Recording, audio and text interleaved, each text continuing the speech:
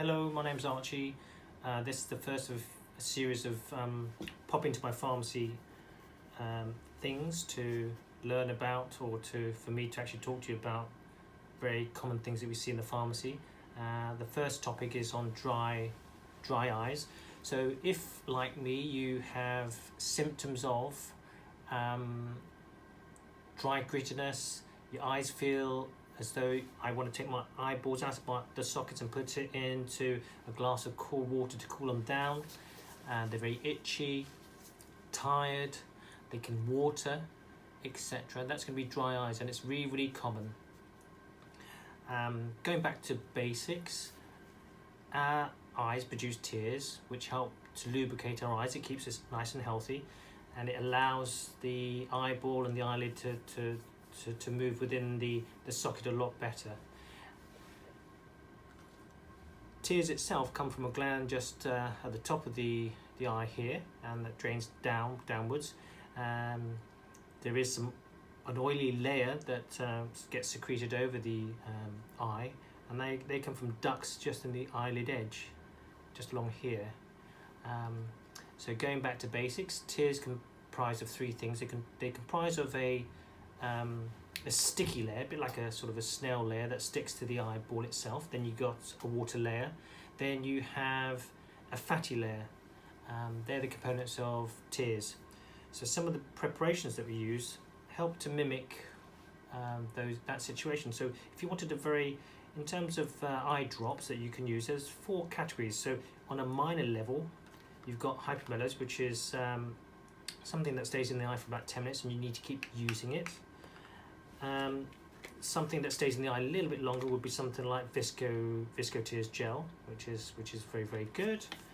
And if you want something that stays in the eye for a little bit longer because it's a little bit stickier, then you have these other preparations.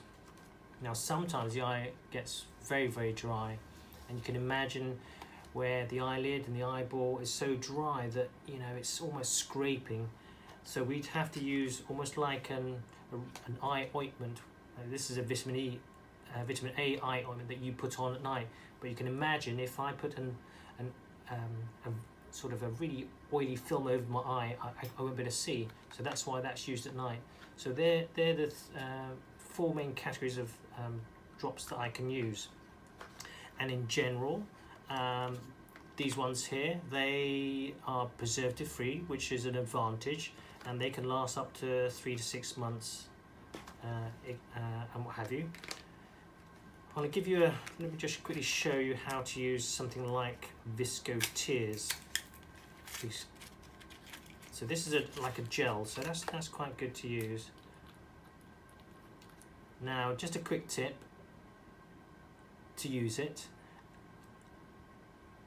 You're going to pull I'm going to do it in a moment to show you. I'm going to pull my eyelid down, and I'm going to squeeze this into the sac just there, and I'm going to use the bridge of my nose as a guide to how far the tip of this tube is to my eye. Otherwise I might poke it into my eye, etc. So if you see what I do, so pull the eyelid down, I'll put the tube just over the bridge here to use as a guide and just squeeze it gently. I don't know if you can see, but a drop has gone into my eye. So because it's like a jelly, it is a bit blurry, so I can see you out of this eye but not in this eye. But anyway, if I were to use these ones, these don't have the same sort of jelly-like effect, so my vision's very good straight away. So other ways that you can use to manage dry eyes would be, as I said before, you've got these ducts that drain into the eyelid that can get blocked. So using a hot compress is going to be very, very good. So if I put a hot compress onto my eye, it'll melt. If the ducts are a little bit blocked, it'll melt those ducts to allow better flow of this oil, which is going to lubricate or waterproof the tear film itself, especially each time I close my eyes. Other things that can cause dry eye problems, especially nowadays, is as you get older, various things happen, but a lot of things that happen nowadays are that we use iPhones, television screens, whatever screens, and we tend to focus or stare for long periods of time without blinking.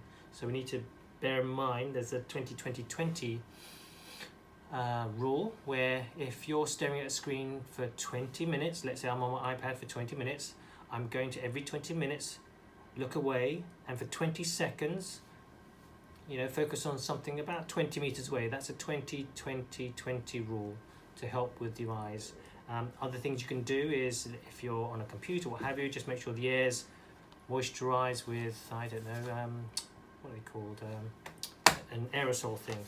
Other things you can use are these sort of things for blepharitis. That's when the, as I said, the eyelid margin, those ducts get clogged up, and it can cause a bit of inflammation. So we can, as well as use the hot compress on the eyes, we can use various other preparations to almost clean the film off. That's the Blephaclean and the Blephagel. But what you don't want to do is use, as they used to say, baby shampoo to actually clean the edge of the eye, because if you think about it, if I use baby shampoo, that's going to get rid of the oily layer, which is what we don't want. We actually want to clear the ducts, fine, but we still want that oily layer to waterproof the tear film itself, okay? And that's about it. So let me know what you think, and I'll be doing another one soon. Thank you.